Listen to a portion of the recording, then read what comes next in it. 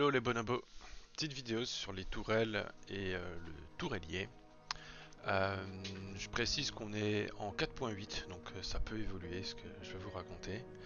Euh, on va voir les tourelles dans leur aspect général, même pour les véhicules c'est viable, hein. Pour du PVP, PVE, c'est tout type confondu. Donc ce sera en trois parties grossièrement. On va d'abord voir un peu le rôle du tourellier dans un multicrew. Ensuite je vais vous montrer quelques raccourcis qui vont vous changer la vie normalement. Et on finira par un peu de pratique pour vous illustrer tout ça. Donc le tourellier dans un multicrew, son but n'est pas forcément d'attendre, d'avoir une cible sous le nez ou de se faire balader, c'est à moitié vrai. C'est surtout en fait son but principal, on va dire, c'est d'éliminer les cibles euh, dangereuses, les menaces pour votre crew. Et ça, il faut le faire de manière le plus rapide possible et le plus efficace possible. Donc, c'est des prises de décision de sa part, c'est sa réactivité, c'est sa vision un peu du fight. Quand je parle de menaces, pour vous dire, c'est un peu tout ce qui est missiles, c'est les torpilles, c'est des heavy fighters, c'est tout ce qui pourrait un peu menacer en fait votre crew, hein, qui pourrait vous détruire très rapidement. C'est aussi une tourelle qui est plus grosse que vous. Tous les dangers en fait, c'est à vous d'être efficace, rapide, un petit peu discipliné pour éliminer tous ces dangers. Euh, pour protéger votre crew et abattre vos cibles et de mettre à mal l'ennemi avant vous, tout simplement. Donc ensuite, on va voir quelques petits raccourcis. Donc ça, c'est la config de base quand vous rentrez dans une tourelle. Donc vous êtes en mode gimbal manuel. Vous voyez que les armes sur les côtés sont dissociées de votre cockpit. Et avec la touche G, donc c'est pour gérer les gimbals, il y a deux modes. Et le deuxième, il est fixe. Vous voyez que là, les armes, elles sont soudées à votre tourelle. Et vous pouvez le voir aussi à la deuxième petite lettre qui a en haut à gauche, là, à gimbal, le F pour fixe et le M pour manuel.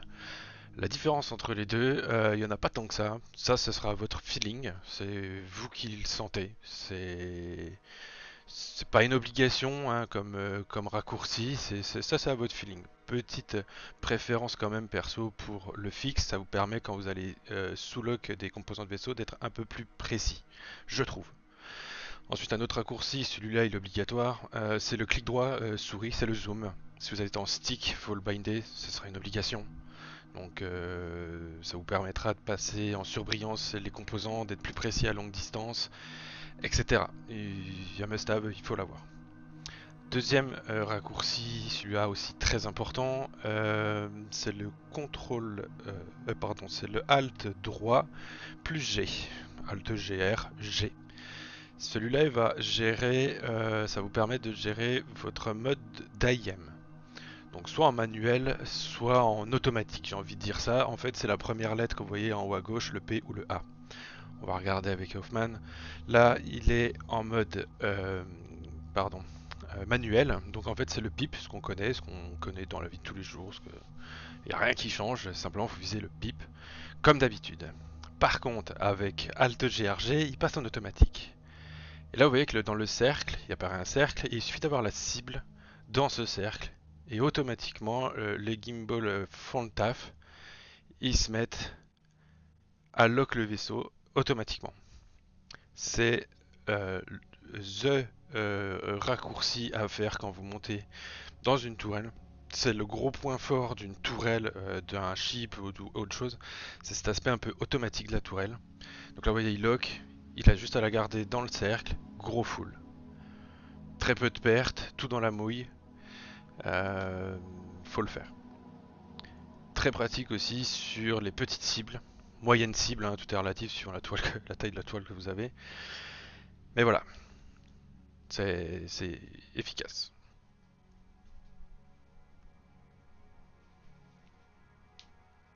Donc là, vous pouvez voir qu'il est en mode manuel, mais c'est pas ce qu'on voulait vous montrer. Là, Hoffman, il va décaler un petit coup la tourelle. Et on va voir un autre raccourci qui peut être sympathique, qui peut être important, pas l'obligation même, mais qui est sympa, qu'à connaître. C'est la touche C. Vous voyez qu'il se décale. il maintient C, et la tourelle en fait se remet en position initiale. Très pratique quand vous avez la tête à l'envers, vous savez plus où vous en êtes. Ensuite, on va voir rapidement le mode de tir. Donc c'est une petite option, un petit bouton qui est dispo dans toutes les tourelles. Là, vous pouvez voir qu'il tire avec ses deux canons à la fois. Le fait de switch, ça va pouvoir alterner entre le tir, va alterner entre chaque canon. Voilà. Ça permet de lisser le DPS, de pas mettre tous ses yeux dans le même panier. C'est une obligation, je trouve, pour les tourelles loadées en canon. Donc on va faire un petit coup de pratique. On passe à la pratique, le plus intéressant. Donc une fois de plus, l'importance du zoom. Vous voyez que déjà à cette distance, il peut plutôt être chirurgical. Donc Hoffman, il va pouvoir tirer, viser chaque moteur, chaque partie du chip en face. Voilà, vous pouvez voir aussi que du coup bah, les gimbals font le taf. Là où vous tirez, ça anticipe à minima. Donc c'est facile, hein, c'est du PVE, mais c'est viable aussi pour le PVP, hein, c'est la même chose. Et voilà, et donc du coup ça vous permet déjà de sniper les parties vitales de l'adversaire. Donc là on est loin, mais on peut très bien être près. Donc là on commence à voir un peu mieux les composants qui sont en surbrillance. Sur le Kony tout particulièrement, hein, mais l'intérêt de viser aussi les moteurs d'un chip adverse, ben, c'est que ça va y poser des soucis côté pilotage. Il va commencer à tourbillonner, il aura moins de puissance, il va avoir des mouvements incontrôlés. Donc on commence à le mettre à mal et pour la suite, pour plus facilement le terminer ou ne pas se prendre de coups.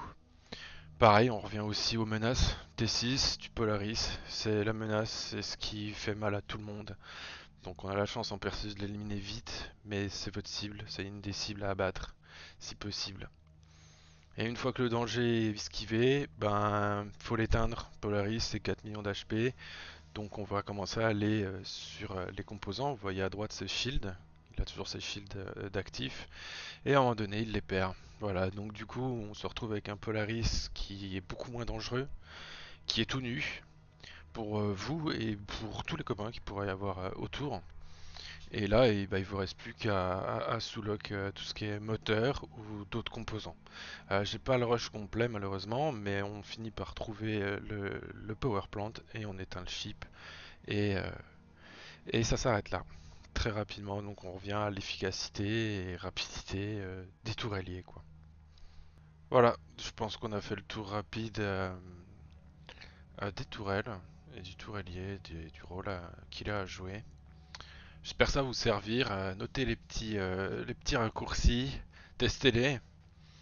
Et puis devenez dangereux, devenez efficace. On fait comme ça. Allez, ciao ciao.